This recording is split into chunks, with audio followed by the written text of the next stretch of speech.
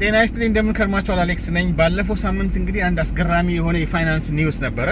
እሱ ምንድነው? እሱ ስታክ ማርኬት በጣም ቀንሷል። አሁንም እንደቀነሰ ነው። ጃብ ማርኬት ሪፖርት ደግሞ ወጥቷል። ዜሮ ዚ ጉድ ኒውስ 172,000 የሚሆኑ አዳዲስ ስራዎች ወደ ዩኤስ ኢኮኖሚ አድር ተደርገዋል የሚል ነው። እንግዲህ ለምንድነው ስታክ ማርኬት የቀነሰው? አዳዲስ ስራዎች ሲኖር ጥሩ አይደለም ወይ? ጉድ ኒውስ አይደለም ወይ የሚለውን ነገር ነው የምናየው። ሌትስ ዳይቭ ኢንቱ ኢት።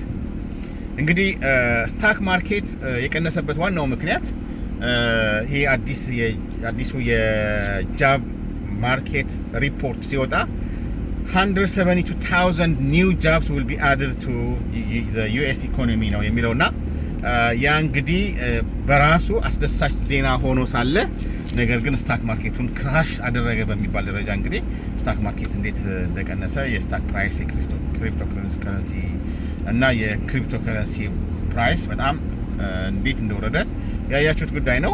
እንግዲህ ስታክ ማርኬት እና ጃብ ማርኬትን ምን አገናኘው? እና ያኛው ጉድ ኒውስ አይደለም ወይ? አዳዲስ ስራ ሲፈጠር እንዴት ነው ስታክ ማርኬቱ ሊጎዳ የሚችለው የሚለውን ጥያቄ ነው ብዙ ሰው የሚያነሳው።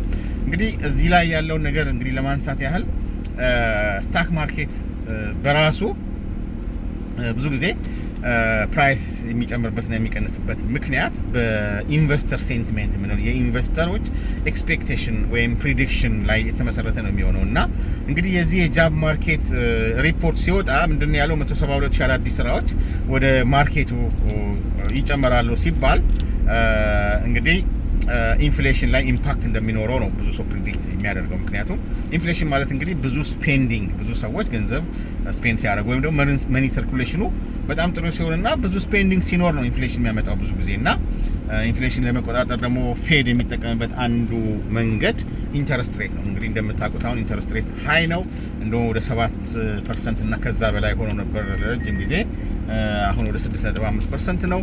ስፔሻሊ the last 2-3 months እንግዲህ በጣም የመውረድና የመውጣት ሁኔታ ይታየበት ነበር። እንግዲህ ይሄ የሆነበት ምክንያት ምንድነው? ኢንፍሌሽን ሃይ ሲሆን ኢንተረስት ሬት ሃይ ይሆናል እና ፌድ ኢንፍሌሽን ከፍ ይላል ብሎ ሲጠብቅ ኢንተረስት ሬትን ሃይ ያደርጋል። ምክንያቱም ኮስት ኦፍ ቦሮዊንግ ሃይ ሲሆን ገንዘብ ሰው እጅ ላይ ብዙ አይኖርም፣ ብዙ ስፔንዲንግ አይኖርም። ኢንፍሌሽኑን በዛ መልኩ መቆጣጠር ይቻላል። ኢንፍሌሽኑን ለማውረድ የሚጠቀምበት መንገድ ነው። እና እንግዲህ እንደምታውቁት አዲሱ የፌድ ቼርማን ይሄንን ምን ሊያደርግ እንደሚችል እንግዲህ በኃይለኛው እየተጠበቀ ነው ያለው። ጁን 16 እና 17 ሚቲንግ አለ። ጁን 17 ላይ ሪፖርት ይወጣል ተብሎ ነው የሚጠበቀው።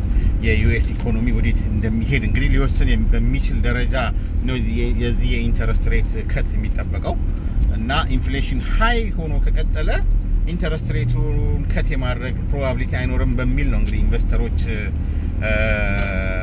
ይህንን ገንዘባቸውን እንግዲህ ከስታክ ላይ ማውጣት ሲጀምሩ ነው ስታክ ዲክላይን ያደረገው። እና ማውጣት የጀመሩበት ምክንያት ደግሞ ምንድነው? ብዙ ስራ ሲፈጠር ሰው ገንዘብ ያገኛል። ብዙ ገንዘብ ሲያገኝ ስፔንድ ያደርጋል። ስፔንድ ያደረገ ማለት ደግሞ ኢንፍሌሽኑን ሃይ ያደርገዋል። አሁን 5% ላይ ያለው አሜሪካ ኢንፍሌሽን ሬት ሃይ ሆነ ማለት ፌድ ኢንተረስት ሬትን አይቀንስም ማለት ነው የሚል ሴንቲሜንት ስለወሰደ ነው የኢንቨስተሮች ፕሪዲክሽን እንደዛ ስለሆነ ነው እንግዲህ ስታክ ማርኬቱን ያናጋው ማለት ነው። እና ብዙ ጊዜ ይሄ ኢኮኖሚክስ ላይ ኮሬሌሽን ይባላል፣ ኢንቨርስ ኮሬሌሽን እና ፖዚቲቭ ኮሬሌሽን። እና ብዙ ጊዜ እንግዲህ ማርኬት የስታክ ማርኬት እና የጃብ ማርኬት ኮሬሌሽን አላቸው። ነገር ግን ኢን ዘ ሎንግ ረን በአጠቃላይ ስናየው የጃብ ማርኬት ጥሩ አዳዲስ ስራዎች ሲፈጠሩ ለኢኮኖሚ ጥሩ ነው፣ ምንም ጥያቄ የለውም፣ ፖዚቲቭ ነው እዛ ላይ።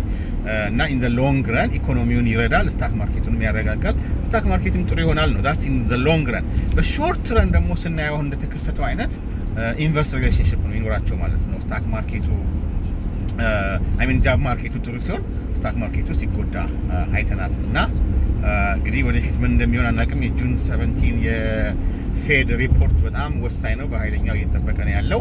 ዊል ሲ ዋትስ ጎና ሃፕን ማለት ነው።